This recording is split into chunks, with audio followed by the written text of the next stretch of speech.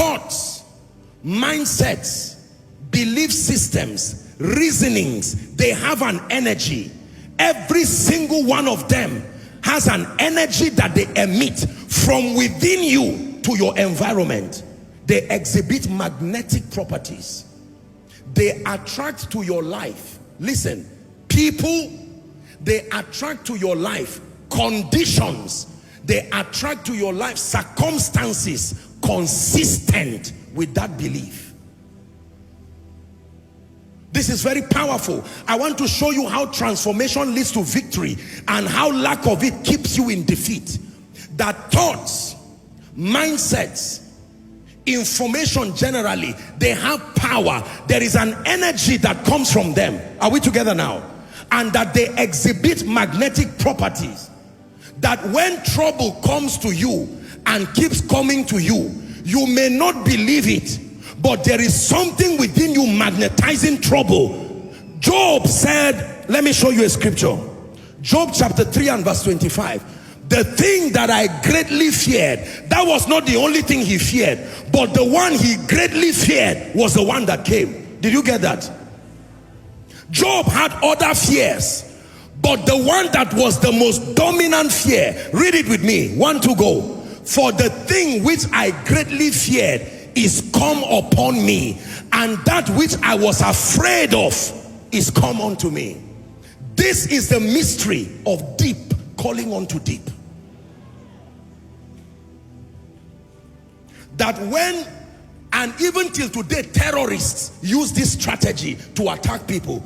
They will send fear and say, we are coming. We are coming. And by the time the people absorb the fear, they become incapacitated before the attack. They will never come until they inflict fear. That was what Goliath was doing. Goliath knew that he would not win an army until he did something to their minds. History is full of people, dictators, who have lived and died. They knew this as a formula for victory. That if I can penetrate your mind and plant a picture and enthrone that picture to be higher than anything, even without an attack, you will die.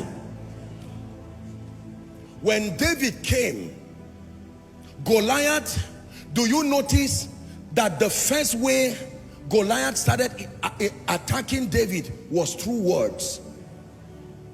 As soon as he came, because he would speak to the armies and say, no, these guys are already defeated. The king was afraid. Here was a teenager who stood, and when they began to speak, Goliath said, no, this guy does not sound like the army. Am I a dog that you are coming with me with this? And he said, well, that's not the issue. Goliath, you come to me with your bows and your spears, but I come to you in a name. While you did not see me, I was not just in the wilderness. There was a mindset. He told Saul, he said, listen. Saul said, what credentials do you have to allow you go and fight Goliath?